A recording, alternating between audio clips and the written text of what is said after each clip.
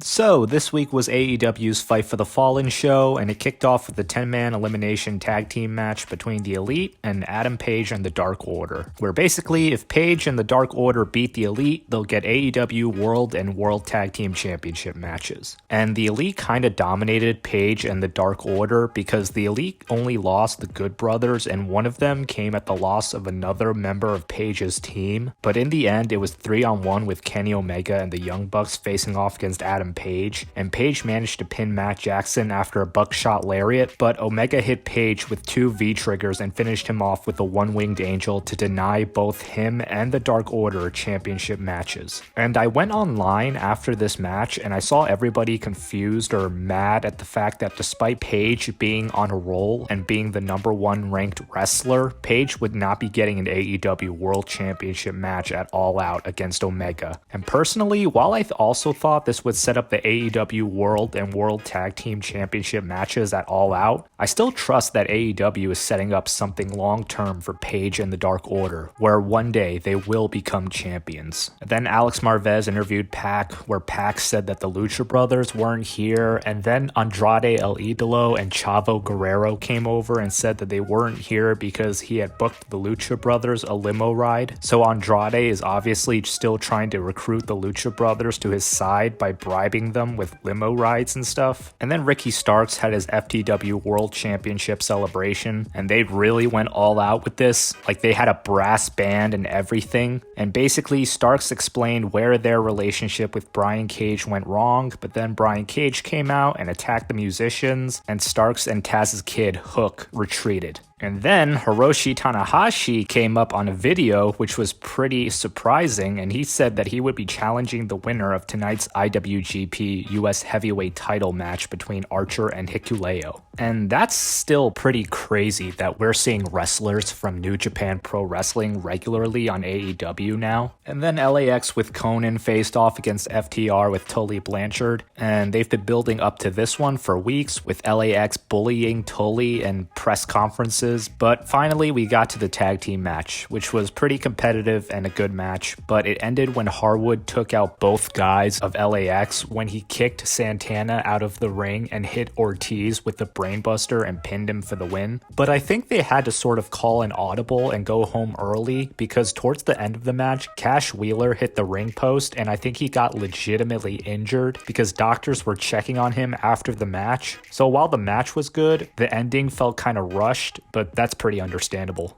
And then Tony Schiavone interviewed his best friend, the AEW Women's World Champion, Dr. Britt Baker, DMD, and Britt teased another person joining her and Rebel to watch their backs. And then after that, Tony Schiavone said that AEW CEO Tony Khan had planned a live event entitled The First Dance for AEW Rampage on August 20th in Chicago at the United Center. And I only bring this up because next we had a Darby Allin segment with Sting, and Darby said that there's a lot of men that laid claim to greatness, but there's only one place that they can really prove themselves, and that's in AEW, even if they think that they're the best in the world. And this is where I have to talk about the rumors that have been circulating over the past week, that CM Punk is coming out of retirement and Bryan Danielson is making his return after his contract with WWE expired, and they're both headed to AEW. Now, there are many reasons why I think these rumors of Punk and Bryan signing with AEW are true, and believe me, I'm not the type of person who just runs away with the tiniest inkling of information. I mean, I remember back at Revolution, there were some whispers online that CM Punk was going to be making a surprise appearance because they said something about signing a main event level talent, and when it turned out to be Christian Cage, which I also called, by the way, all those people expecting Punk were disappointed, even though there was nothing to be disappointed about because they essentially just made something up and decided to run with it. Like, if you're one of those people who thought Punk was going to show up that night and you got let down, that's on you for getting your hopes up. And getting your hopes up over what? Over something that wasn't even promised to you and had no real source attached to it. Like, there wasn't a single reason why anyone should have thought that Punk would be appearing at Revolution this past January. And trust me, I wanted Punk to show up. CM Punk is my favorite pro wrestler of all time, and he has been since he dropped that pipe bomb in 2011.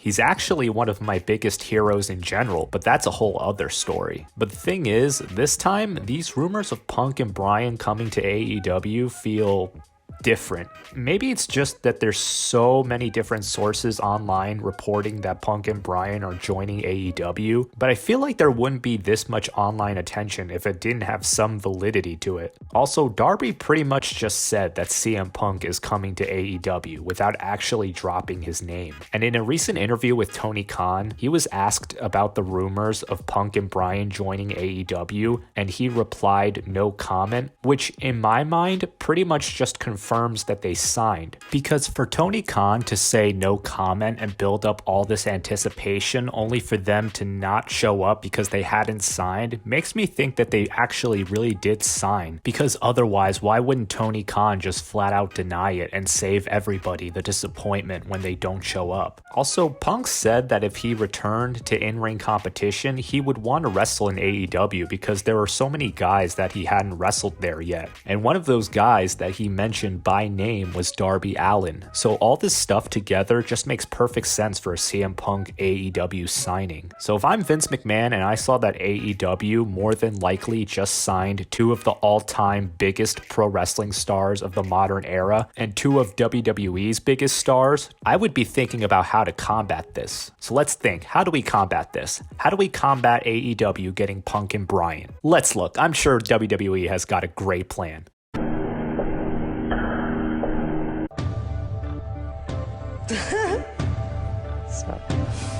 Honestly, I wish WWE the best of luck, because unless WWE is planning on making more giant stars going into the 2020s, they're seriously going to have their work cut out for them when their most popular wrestlers of the 2010s start working for the opposition, even though it doesn't really look like Vince is all that concerned about more people going to AEW. But I wish them luck anyways, because AEW is white hot right now, and they are running away with this shit. And then we had the IWGP US Heavyweight title match between the new champion Lance Archer and Bullet Club member Hikuleo. And I really liked this matchup because it was a match between two big men, two hosses, which is always fun to watch. And the match ended when Archer planted Hikuleo with the blackout and pinned him to retain the US title. And based on Tanahashi's message earlier, now Archer will have to defend his title against Hiroshi Tanahashi, which should be good as fuck. And again, I think I've said this in my last two reviews, but I'm so glad that they're defending this US title more, because now it actually feels like a legitimate championship. And then Alex Marvez tried to interview Cody Rhodes, but Tommy End attacked him backstage. They fought out to the stage where Tommy dropped Cody with a jumping knee, and when some guys came to check on Cody, Tommy End dropped one of the guys. I think his name was El Fuego del Sol, with his signature spinning heel kick. And then TNT champion Miro hyped up his match next week with Lee Johnson. And then we had a 6-man tag team match where Christian Cage and Jurassic Park took on Angelico and Private Party of the Hardy family. And towards the end, Luchasaurus went on a tear and took out all 3 members of the other team. And the match ended when Jungle Boy took out Isaiah Cassidy and Angelico on the outside, and Luchasaurus and Christian double teamed Mark Quinn for the win. And afterwards, the Blade came out and did what I guess is his thing now, where he knocked out Christian Cage with his brass knucks. So I don't really know what this angle is exactly, because he did the same thing last week to Orange Cassidy, who is in a completely different storyline. So I guess it's just that Blade is knocking out random people. And then Thunder Rosa took on Julia Hart with the Varsity Blondes. And with Thunder Rosa recently becoming a full-time member of the AEW roster, she obviously had to win her quote-unquote official AEW debut match. So obviously she finished off Julia Hart with the Fire Thunder Driver for the pin. And then we had our main event, which was the second chapter of the 5 Labors of Jericho, which was basically a no-rules match with Chris Jericho facing off against deathmatch folk hero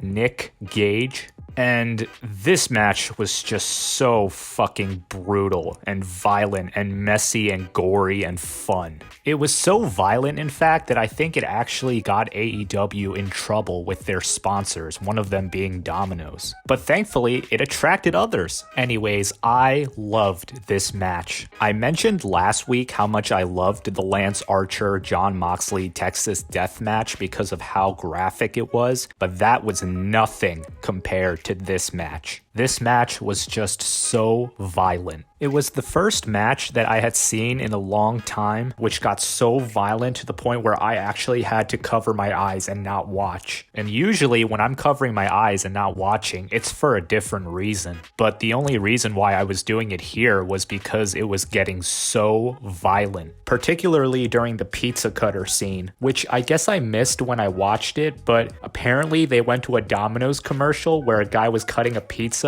right after Nick Gage sliced Jericho's head open, which is fucking hilarious. But yeah, through all the light tubes and the glass and the pizza cutters and the green mist, Jericho hit Nick Gage with the Judas effect and pinned him for the win. And then MJF laid out next week's challenge, where he brought up an edition of Dynamite from 2 years ago, where Jericho mentioned a guy named Juventud Guerrera, who was one of Jericho's rivals in WCW. And the special stipulation was that Jericho had to do a move to him off the top rope. And honestly, this just made me love AEW even more. Honestly, where else are you going to see somebody get cut up with a pizza cutter, have light tubes broken over their head, and take a line that many people probably thought was a throwaway line during a segment 2 years ago and bring it around full circle to use it in a person's return? Honestly, that line that Jericho said about Juventud 2 years ago was probably just a thought that popped into his head for a second, but the fact that they dug into their archives and used it for continuity purposes